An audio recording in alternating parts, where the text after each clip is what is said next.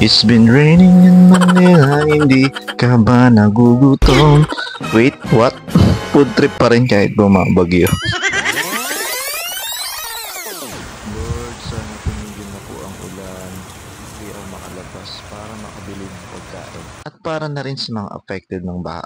Stay safe at bangon lang po. Ayun, buti na lang tumila na ang ulan nitong hapon. Sa videong ito, di ko alam kung saan kami pupunta. Basta manlilibre daw tong tropa natin. Dahil gutom na at libre pa, Pay for the go! napansin namin na sarado ang mga ibang kainan dito sa Tomas Morato. At ayun naman pala, dito daw manlilibre ang tropa natin sa Korean J Grill. And this is their menu. Sa mga mahilig mag-samgyup yan, puntahan nyo na rin ito. Ito daw yung side dish nila or banchan sa Korea. Anyong masayo. Uy, gogi, sinikam.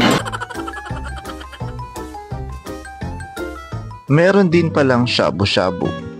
Sakto sa malamig na panahon. May iba't ibang klase rin ng meats. May naka-ready na rin palang condiments dito para ikaw na ang bahalang magtimpla sa gusto mong panlasa. May iba't ibang drinks din. Ang ganda rin ng interior nila. Pang Korean talaga. Malamang. Tara, sibog na! At ang cravings po natin ngayon ay lumamon, lumamon, at lumamon kahit bumabagyo na.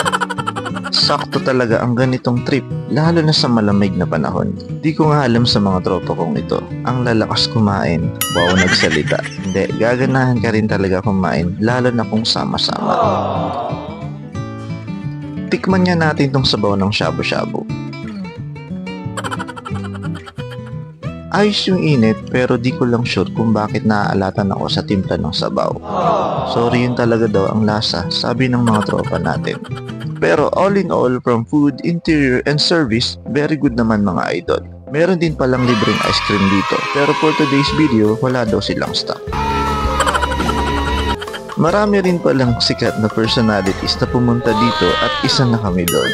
Yun nga lang di kami pinaprame kasi nga hindi kami sikat. At ito nga, may nakasabay kaming basketball players, si Renzo Subido at Jonathan Gray.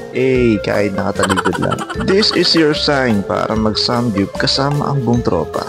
Dito lang yan sa Korean J Grill sa Tomas Morato, Quezon City. At syempre, di mawawala ang dessert. Dahil nga walang ice cream na available sa Korean J Grill this time, pumunta kami sa malapit na convenience store dito. Ewan ko ba, parang walang kabusugan at partida maulan pa yan. Pero sabi nila, gamot daw sa ubotong ice cream. Totoo nga ba? Paki-comment daw niya dyan.